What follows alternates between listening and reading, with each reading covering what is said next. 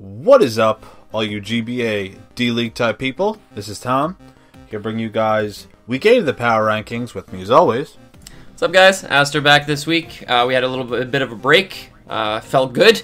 Glad to have you guys back with us, and we've got a lot of really close games this week. I think this might be the lowest differential across all the games combined that we've had all season. Yeah, that's for sure. Now, before we go into the power rankings, before we start talking about our 12 ranked teams, I'm going to just add a segment right in the beginning. We'll be discussing who's been eliminated and who has clinched playoff berths up to this point. Now, it's pretty much all but confirmed that Leo has confirmed he's in a playoff position, and I think the other teams that have two losses, being Zaza, the Needle Kings, and Goldoa, have as well. But someone who's eliminated, which is not shocking at this point, is the Toronto Leaf Storms.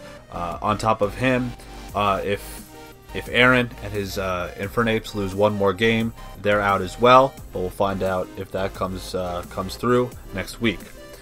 So, without any ado, we're going to go right into our number 12. And since he is eliminated, I really don't have much to talk about. He didn't bring Registeel, which meant that Neoligo is pretty much uninhibited. Once he lost Latias and Crobat, Neoligo and Superior were just unchecked offensively. And then, call it luck, call it bad rolls, 6% shitty roll on his end. Another loss, 0-8. That's it. Yeah, another game that I feel that Sohan should have won at the end there. Really unlucky getting that. It's always on Landorus, it seems. The 5-hit Rock Blast, and now the absolute max roll from the Nihilego. I don't understand why there was no bulk whatsoever on the Landorus. I think he could have moved even 8 EVs from attack into HP, and that would have probably helped him out quite a bit. Would have prevented that roll from being a thing, but unfortunately, yet another loss for our boy OP Jellison. Moving on into our number 11 spot. As you can see, we're not spending too much time on these. This one I do want to spend a little bit of time on, though. We have the Calgary Infernapes and Aaron.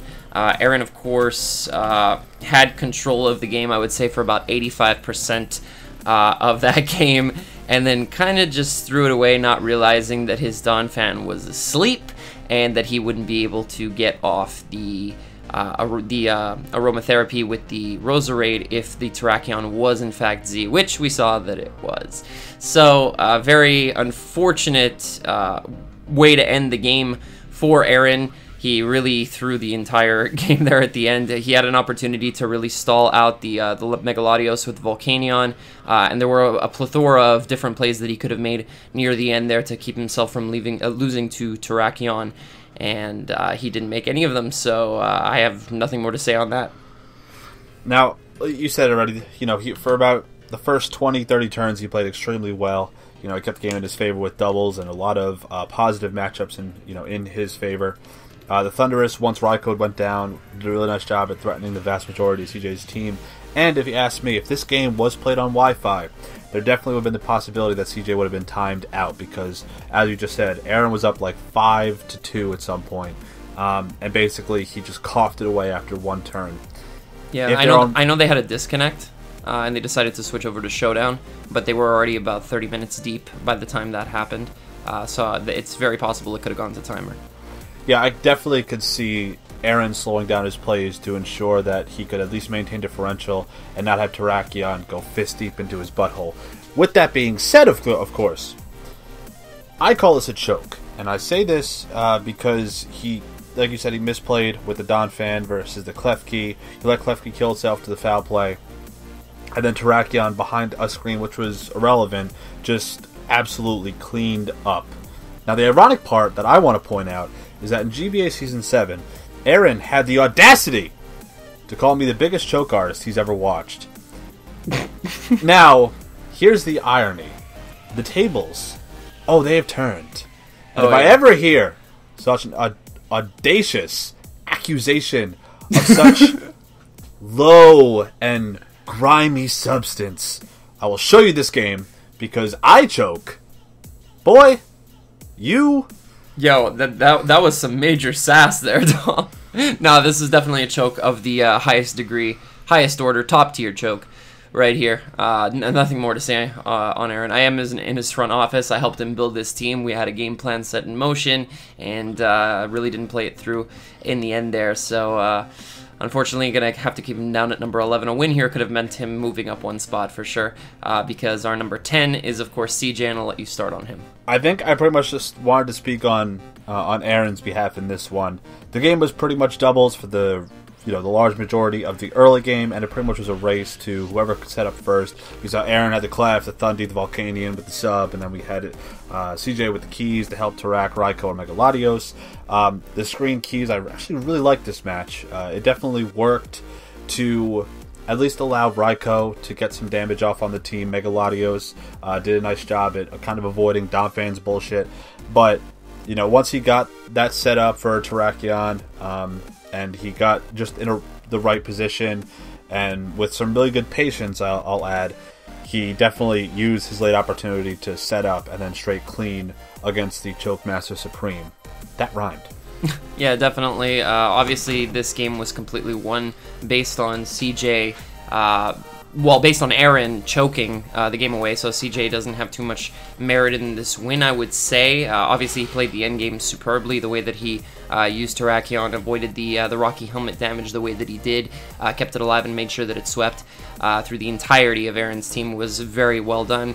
However, the problem with CJ this game, and what's been a recurring theme throughout the season, and the reason that I'm not moving him up, is that he doesn't make huge plays during the game, plays that I could say would put him ahead, which is a lot of the reason why this team worked on Aaron's part, and why he was able to keep up momentum for the large majority of the game, is because his plays were always very straightforward. There was a switch in for every single mon every single time, and CJ never played away from that. He never avoided that. So that's unfortunate that we won't be able to move him up, even though he won. But kudos to you on the win, bro, and the 6-0 sweep with Tarak. I want to say the last time CJ made a really ballsy play was, I think, his win against the Rangers way back in like week 3 at this point. Now we're going to go into my number 8, your number 9, the Calgary Flame Wheels, who also took on Kofi Jellison. We talked about him already. This was a very well played match by the Flame Wheels. He had a good understanding of Sohan's tendencies, and he roared out the Manaphy rather than let it, get to +3 freely. Also, defensive Rotom Spook, I guess, kind of worked. Sort of. I liked his aggressive switches with the Neoligo, as it dodged 2 Toxics that would have been against key walls, and allowed Neoligo, as I stated earlier, without the Registeel, to pretty much go unchecked and apply that pressure. What I didn't like was the endgame despite his winning. He knew Neoligo was a win con, right? And he made no way of ensuring that it was a lock where he had to play with rolls and, in a way, a little bit of luck in order to ensure that he pulled out the W. I point this out because, unlike most or all of the other playoff positioned coaches, not the ones that have locked in yet, but the ones that are close to securing a spot, Deebs plays in a way that's aggressive, but doesn't seem to key in on what's the most efficient means of ensuring a win con. He kind of like either falls into it or gets some sort of luck or a roll that allows him to get a W, or, on the opposite hand, gets absolutely crushed. That is why I can't see him being a standout threat in terms of the playoffs, or hell, even getting into playoffs at this point. One more loss, I don't think he's in playoffs. Yeah, I see what you mean. He's able to identify a win con, but he's not able to find a path to have that win con win. And we saw that with Nihilego. He knew that he had to get up the rocks to at least have a chance at winning, but not being able to damage the Landorus throughout the entirety of the game is what really set him back. Rindoberry Manaphy was obvious. He said it himself. He was really able to identify all of the sets that Sohan brought and really chip down at the rest of the team. It was really just that Lando that he couldn't target down. And sometimes players prevent you from damaging their win con, which in this case Sohan's Landorus was his win con in the endgame to make sure that he could beat the the Nihilego and just Earthquake and make sure you can live any +1 hit, which is really smart of him, but that's obviously not how it played out. He got the roll, so he gets the win, but that's once again the reason why I am not moving Deebs up this weekend. I'm keeping him at number 9. He has to show me that he's willing to put in the time and effort to really find a way to win his games consistently for me to start moving him up, and he doesn't have a lot of weeks left to do so, so we'll see what happens. Moving into our number 8 team, we have a new team on the roster. If you guys didn't catch that yet, if you haven't seen the other video on the channel earlier this week, we will reiterate once more. We have Techno and the Carolina Pantherians coming in for the Phoenix Midnights. Turbo, who has unfortunately had to leave us due to personal reasons, but of course Techno coming in here. We know that Techno is a very strong player, and he showed it this week. Again, I didn't move this team up because it's a new team, and he did lose this game, but what we saw was him able to put on a ton of pressure on Leo and go toe-to-toe with him. I really do feel that Techno's gonna bounce back from this loss and show us what he's made of, because he was able to control this game for the most part, put himself in a winning position, and it's really just that he didn't get the flinch with the Jirachi at the very end there. Other than that, I can very much see this team now being able to go into playoffs, especially if he's able to win out the rest of the season. Yeah, I completely agree. The one thing, I mean, I might be biased because I did interview him, like you said, with the video earlier this week. Yeah. Not changing up the team, you're still going to see a lot of the problems that we saw with Turbo's team. You know, the ice, the electric, the ground weaknesses. But I think that he'll play the team with better results, and his reception so far as I've talked to him, has been more positive, that he really likes how the team is composed and how he can apply offensive pressure, you know, despite the issues that he and Turbo obviously saw with the team. I like the Scarf Bulu bluff. That worked out because it allowed him to, you know, get rid of the Mega Metachamp, but then when he threw away the Bulu, Zydog became a problem. I think he kind of threw away Embor a bit prematurely, even though it was slow, and maybe even slower than a few things that could knock it out, like Zydog, for example. But despite all that, I do think this was a very good showing, first showing, I should say, by Techno, bringing Leo pretty much to a 1-0, you know, victory. He went toe-to-toe. He gave Leo all that he could muster in this matchup, and you know, had he invested more in Azu's attack, or had gotten, you know, crit less, even though most of them really didn't matter, all of them I should say really didn't matter, or if he had gotten the last turn flinch, he could have won against someone who, you know, is the best in the league. But I like the prep. I like what he's showing in his first round. I think that he could, like you said, I think he could win out and possibly sneak into that 5th or 6th playoff spot. The reason I'm moving him up is because he did give Leo all that he could go after, whereas the Flame Wheels almost lost to a team who was winless, and we'll talk about Greg in a second, but Greg lost, and this loss could be the one that knocks him out of playoff contention just based on differential. And right now, the Pantherians have a better differential despite the same record in comparison to the two other teams I just mentioned. Yeah, no, for sure. Techno can easily slip by all of these 5th, 6th, 7th place teams that we have right now. Well, you have Deebs and Greg a little bit lower, but yeah, that's definitely something that everybody has to watch out for, is that we have a new team, and he's showing a lot of promise already, and it's his first weekend, so hopefully he's able to carry that into future weeks until the end of the season. So, moving on to Greg, I have him still at number 7. You dropped him down to number 9. Understandable why you would drop him. For me, it was really just because I felt like he had a super bad matchup. Coco wasn't able to do anything this game, mostly because of the whack, and the whack went in on him, and there was absolutely nothing that he had for Alolan Marowak whatsoever. Obviously, he could have prepped something a little bit better for it, but I just feel like he did not have whatsoever any way to win this game, even looking in prep, even looking at matchups. So that's mainly the reason why I didn't drop Greg. But why don't you tell me why you dropped him to 9? I think you pretty much hit the nail on the head. I have two stupid observations. One, he really enjoys switching in Mega into attacks to do roughly or more than 50%. Two, this is probably the first game where Gliscor either A, wasn't his kill leader for that week's team, or didn't grab at least one KO. Also another interesting, you know, stupid little tidbit. But he did make his best attempt to mitigate Trick Room turns while attempting to apply pressure. And like you had just said, Heatran, Coco, Yanmega, none of which really did much this week against Danza. Like they came in, they forced a switch, Tornadus or something, but it's not like they were prolific threats, as much as Yanmega's good if it's speed boosting or if it's tinted lens, or Coco with how fast it is and its diversity and even access to Z moves.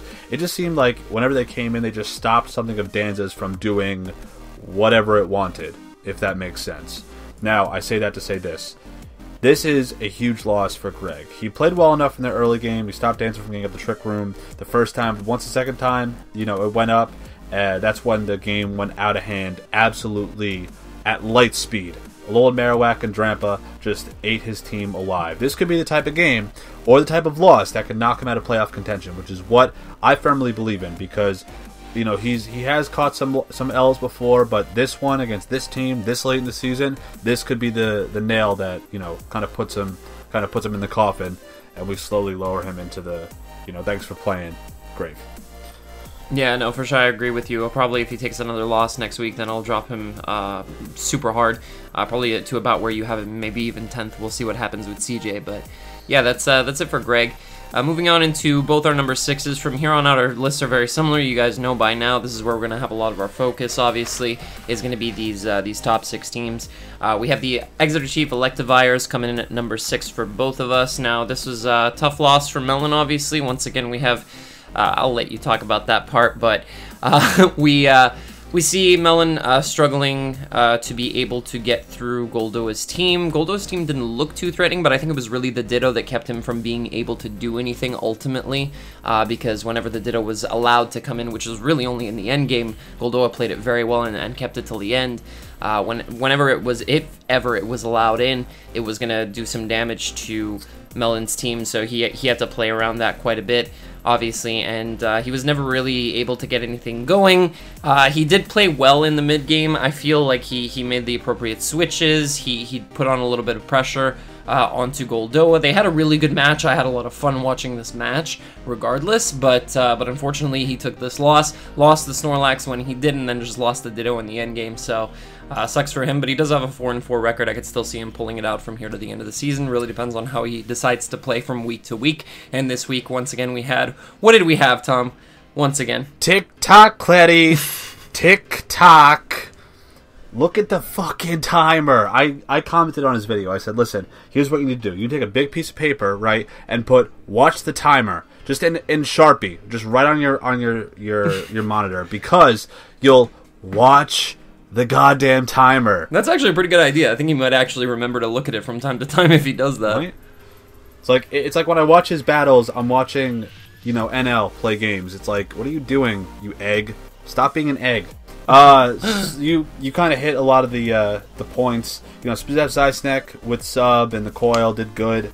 It bypassed Ditto from doing its bullshit. It 1v1 Melodic, assuming it didn't have haze. Shocker, it did have haze.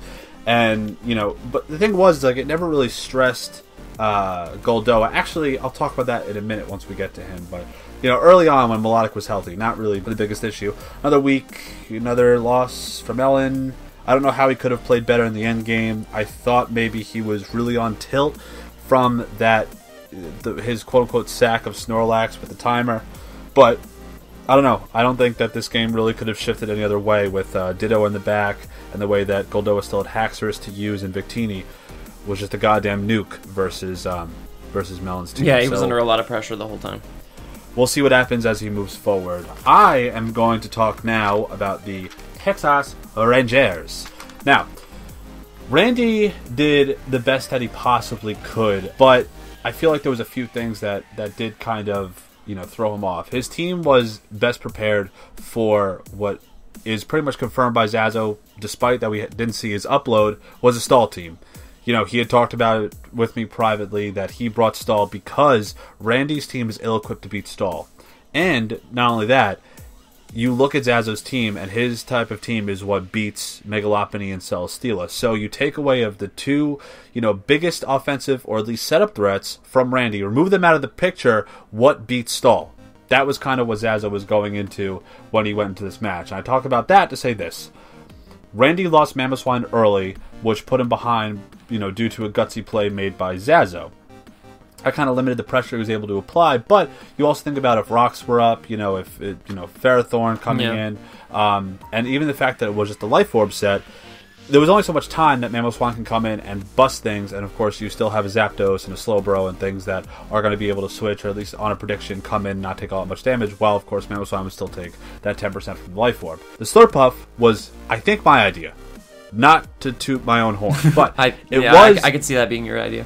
It was the perfect set because it did provide his best opportunity to beat what would be a traditional stall team, because you look at a lot of the mons that Zaza had brought, you look at the cover that Slurpuff could have ran, and it did well, but Zaza made really good switches to rack up the toxic damage, and Randy lost because I think if he made 1 or 2 predictions, whether he clicked Return over Drain Punch or Player Phober over Return or Drain Punch, I think he definitely could have won this game, but I think with a lot of those key switches that he got wrong is what eventually led Slurpuff to not be able to kill 1, maybe 2 more things, which eventually led to Randy's downfall. I still think he can make playoffs, but he needs to win at least 2 of his last 3 games. In the upcoming week, he has Danza. Then he has Melon and Greg. The biggest one out of those 3 is going to be Melantosh. If he beats him, I think he locks up the 5 or the 6 seed. If he loses to Melon, and like we just talked about with the Pantherians, I think he's out. So he went from stable to unstable to like the floor could just be like pulled right from below him at any minute, at any week. We'll see what happens. Yeah, no, he has to definitely be careful going into these last 3 weeks here. But I think he did okay. I think that the Slurpuff, when he triggered it, was the right time. I think he made a good judgment call on when he decided to set up.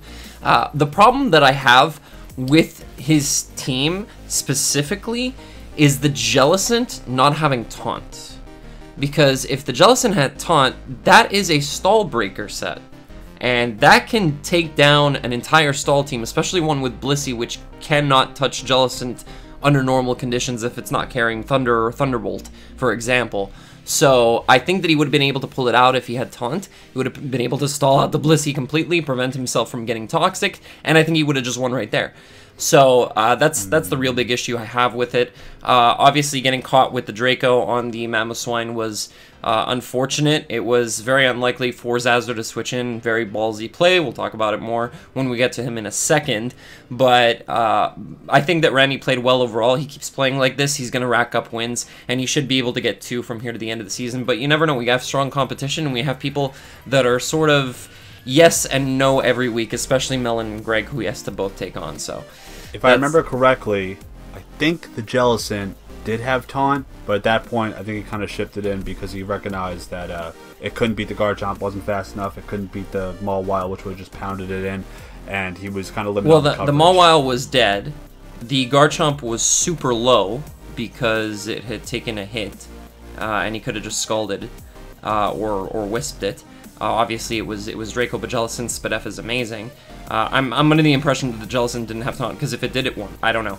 But problem was, Jellison was suffering huge 4 move slot syndrome that week.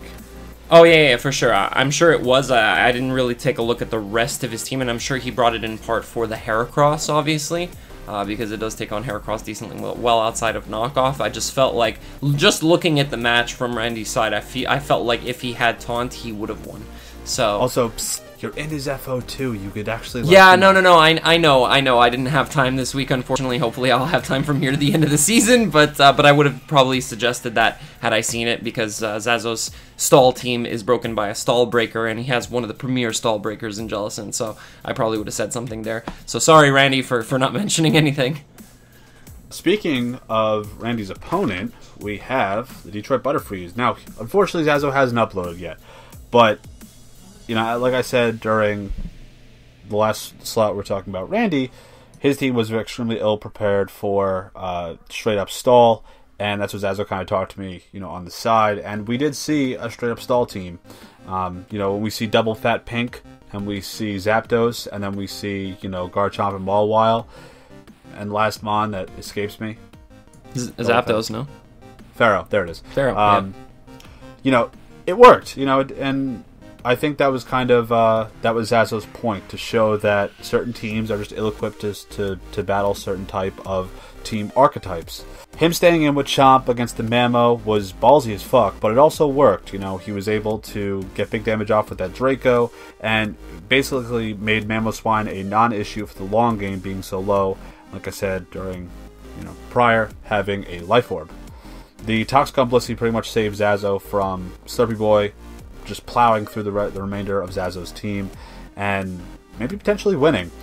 Regardless, he took advantage of a team that had no hazards, and a team that his just sort of stopped hard in its place. So, I commend Zaza for what he brought. This is the first instance of stall that we saw. Now, granted, it was on Showdown, whereas if it was on Wi-Fi, I think this would have been much more painful to watch. Because, if anyone who knows me, I hate stall. So, watching Fat and Pink do Fat and Pink things would have been eye-gougingly boring. So, yeah, good job, Zaza. Yeah, I really wish we had an upload from him this week, but he made good plays. Don't have much to say about him. I still have him at number 4. If you guys haven't noticed, I haven't moved anybody this week whatsoever. Call it laziness, call it what you will, but I really feel like nobody deserved to shift too much this week. And same thing with Zazo. I think that he had a good win. It was solid. It was convincing. But I can't move any of the other 3 above him down just yet because they're still winning. So as soon as one of them gets a loss, maybe Zazo might move up at that point. But yeah, no, good job to him. Great job going for the Draco when he did, switching into the Bro when he did, knowing that Randy was unlikely to go for the return on that turn. And yeah, he really clutched it out. So good job to him, and I see him making playoffs from here on out. So keep it up, bro. Moving on to my number 3, my number 3, your number 4, we have the Los Angeles Nido Kings. Danza once again is showing us that he really knows what he's doing with his team, and he's utilizing all his mons really well, especially that Trick Room Mega Galliard was pretty spicy. I really like that. Went in with Marowak, saw that Greg had absolutely nothing for it. As I mentioned earlier, this is a matchup that I felt was heavily in Danza's favor, and he really took advantage of that, and he just plowed through Greg's team, so not much to be said there. Yeah, a little Marowak under Trick Room the first time, busted 3 of Greg's mons. Second time, Drampa and Marrow ended up being, the win cons. I have Danza a little bit lower because of something I saw this week. Now, this is the first time that we saw Danza do a live com. But what concerns me is he's taking way too much time and often unable to thoroughly think or be as confident in what he's doing. He'll take the timer down to 4, 3, 2, 1 second to try and make that play. Now, I have been at that exact point many times because me and Wi-Fi and just playing in general is extremely slow. I kind of want him to change that because, God forbid, he's in a playoff situation where he has to make that 50-50 read, which he did get, 1 or 2 wrong in terms of this week. I don't want him to make or break or win or lose on a decision like that where he can't think and he's rushing himself, unsure of his mons, unsure of his sets. Just kind of fix that up a little bit. Hold on a second. Back up. How often does Danza live com, though? Let's be real. Yes, I know. I understand that. But you're talking about post-com confident Danza where we saw him hype up and be really into every single play that he made versus this week. Now, maybe he's doing it for the point of the live com, but from an observer perspective... Oh, yeah, for sure. You could hear how nervous he was, or how he was unsure in some of his 50-50s, or how the timer had gone all the way down, and constantly in his head he's like, oh, I have 20 seconds, I have 10 seconds, I'll go for this, and he just kind of chooses. I don't like that, especially from someone that's doing a live com. Yeah, for me... Regardless if it's first, or first time doing it. I don't know, for me it just feels like he was nervous because he doesn't want to fuck up on cam, He doesn't want to mess up a play while he's live recording himself. When you're post-recording, you get a chance to really go over what you did wrong, what you did right in the game, whereas when you're in that position, you're actually live comming, which Danza never does. then it's a little bit different, and I think he was feeling a little bit of the pressure, a little bit of the nerves. So I'll cut him some slack there. But it is a good observation. It's something that it's good of you to note. So thanks for mentioning that. I just really feel like when he doesn't have the camera on him, or when the recording's not rolling and he's just playing his Wi-Fi match, he's a lot more confident than what he seemed this week. So that's all I have to say on that point. Aster, you wonder why people are so nervous when they are on cam and they have people watching, like you and I, and the assholes that we are, about how we're just going to rip you apart for anything, little thing that you do. Well, me. Yeah, I'm the asshole. Yeah. That's probably a factor, I would imagine. All right, second to last, we have Goldoa Dragon, still on his win streak. He took on the Mellon Toshingtons. That's his team name now. Bandit Victini was really cool to see it just be a nuke, even in the sun, against a thick fat Lax being a 2 KO and then 2 KOing a Zysnack. That was very interesting to watch. Very cool tech. Besides the Victini, was seeing HPI's Gigalith to ensure that Zysnack could not get up behind a sub. That was awesome. Even though it was Spidef, even though that it was in the sand, that was very cool, and it was extremely clutch because it ensured that Melantosh never was in a positive position by getting Zysnack in against the Gigalith. Whereas other coaches, even some GBA coaches, would fall for that type of shit. That they would bring in something, they would let it, be set up fodder for something else. And especially one of the biggest issues in terms of how it's changed the meta being Zysnack. I have two criticisms despite him winning. The first is that I don't think he should have brought in Haxorus in the mid game, because I feel like Victini, there was really no downside to bring Victini in on a free switch without rocks up. It was a nuke. It could have just plowed into something, and setting up Haxorus a little bit too prematurely, well, it really didn't matter because, he still won. I feel like he should be using his nukes and the things that are just like the breakers to then more easily facilitate the setup later on, namely Haxorus, because it's not his dragon is no longer a U-turn machine. It's an actual setup threat. Also, I kind of didn't like that he was afraid to play the tit for tat game. He said out loud that he was afraid to bring a Victini, KO something, which led Zysnack in. But as long as he had Melodic in the back, that was burned, relatively healthy. Granted, some rocks damage could have affected it. Even if it was getting behind a sub, really didn't matter, because I feel like he had the opportunities between Ditto and Melodic to counter the Zysnack, whether Melodic went down when it wasn't behind a sub, or it was behind a sub. He had Haze with Melodic. I didn't like that, because I feel like at some points in some matches you do have to play that game. You knock something out, they get a threat in, you facilitate it. They knock something out, you get in your threat, you blast something. Kind of play at some point. And for the love of God, get rocks up sometimes. Jesus. Yeah, that's a little bit of an issue with his team, but HPI Silver rocks 100%. Definitely the better tech on Gigalith this week. Really like that. I'm going to touch a little bit upon what you said, actually, because, one, I don't feel like bringing Haxorus in when he did was such a bad play. It can garner you a lot of information on the team that you're playing against and how your opponent wants to respond to the setup threat in front of them for later in the game. So that's not necessarily a bad play. However, I do agree with you that bringing in Victini as often as possible was probably the best thing to do. I understand his fear of Zygarde because it seemed like Milotic was getting 1v1'd by the Zygarde earlier in the game. It was able to really just sit there and coil and 1,000 arrows and coil and 1,000 arrows and force recovers, which the Milotic has no recovery outside of recover, and it's gradually losing health due to its burn. So that's understandable on some level. I understand being afraid of that situation, because if at any given moment that Zygarde crits when the Milotic should be out of range of 1,000 arrows, that's it. The game's over. Like, it ends right there. There's no kind of response that Goldoa has left to a setup Zygarde behind a sub at that point, because Ditto doesn't get the imposter. So I do sort of see his fear. I'd like to see him not be so fearful of a situation like that, but I'm glad that he's still playing it safe and he's still getting wins. So I can't knock him for it. He's been doing really, really well. He's still on his win streak since week 3, isn't he? Yeah, this is 5 or 6 wins at this point. Yeah, so that's incredible. Yeah, it's a 6th win in a row. So keep it up, dude. Honestly, if you're able to to win out the rest of the season, I'll be super impressed. I'm already really impressed with the kind of player you are.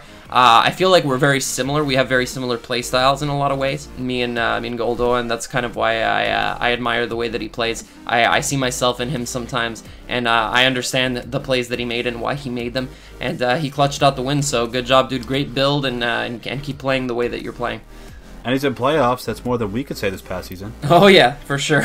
Anyway, moving into our guaranteed playoff team, we have the Durham Druddigons. Leo, once again, who almost took an L, his second one of the season this week against Techno, who we mentioned earlier is going to be a very big threat going into these last 3 weeks. Leo, I was a little bit disappointed with because of the fact that I watched one of A-Drive's games for, I think it was the WBE sometime this week. Well, I watch some of Dan's games sometimes. They're fun to watch. But Dan was able to utilize the information that he got from weather effects from grassy terrain to identify speed tiers, whereas Leo was not, and he was under the assumption, without even doing the research, that grassy terrain was completely random. But as we know, effects like that are not random. So when you see the Bulu healing up before you do, it's scarfed. So just be careful with something like that. That's the only thing I really have to say. I said disappointed, but it's not a huge deal. He still pulled out the win. He was able to identify the way that he could win this game by the end. He did tell us that, and this was a post-com, of course, and not a live com. A lot of people did opposite this week, which was really interesting, but Leo did tell us that during the game he was under the impression that he was just going to lose. The Azu was faster than his Magirna. It was just going to liquidation and knock him out. Whereas he did realize in his post-com that obviously the best play there is to click Aqua Jet because the Magirna hadn't revealed any information whatsoever earlier in the game. And as a result, he was able to get up the Trick Room on the Jirachi and just go for the Shadow Ball. Not necessarily sure why you would Trick Room in that situation when really all you have to do is attack. One way or another, you have to get off an attack, so I don't understand the point of clicking Trick Room. That's not a criticism so much as like a why moment, but he did well. He was able to dodge the flinch in the end game, which is not something you can say for a lot of people who have faced off against Jirachi, Togekiss, and other flinch masters. But yeah, definitely good job on Leo to clutch this one out and win with Mag. Mag is a beast, man. Yeah, maybe we should ban that again. You think? Yeah. I think his team in the early game had very few switches to Embor, and I think he recognized early how big of an issue Embor was going to be unless he effectively dealt with it, which was just Techno sacking it off against Zydoggo. I think the turning point in the match is when he went for Shadow Ball, busting the Rachi's Kasi Berry, which pretty much seized all the momentum that Techno had built up to that turn, and just took it back into the favor of Leo. And it pretty much reversed Leo being on his heels to Techno being on his heels, because I think Techno realized that he needed the Kasi Berry in the late game to take on Magirna, because it eventually, as we found out, was packing the Shadow Ball. Had Jirachi not lost that Kasi Berry, I think he effectively could have won in the late game against the Magirna, because it wasn't under Trick Room, and because he could have Iron Handed twice while not taking that much damage the first time from the Shadow Ball. The Citrus Berry versus the Eye of Papa Berry reasoning and his team builder, I really like the fact that he did bring the Citrus Berry. That was clutch, because it put him from a range to be knocked out to a range that he could live 2 Iron Heads, or take 1 Iron Head, I should say. And not only that, but the reasoning and the reason why he built his Magirna so defensively to take a +6 Adamant Aqua Jet with HP and defense divestment was clutch. That is impressive to me. I don't know, like, I know there are many players that are capable of that type of in-depth tech, that type of understanding of the game to the point where you're building these teams and these mons so specifically and they work. And that to me is impressive. Someone who, let's be honest, sucks at the game. That was really cool to see. So I commend Leo on that, and that was probably one of the cooler moments to have a player understand, recognize, and know what your mon is capable of. Seeing that matchup and being the one that comes out on top because of how you prepped for it. That's another thing that I wanted to criticize Leo on, by the way. Just that one last thing was after the Spadef drop on the Rachi with the Shadow Ball from the Whimsicott, he could have knocked it out with a Falling Shadow Ball, and he didn't calc it.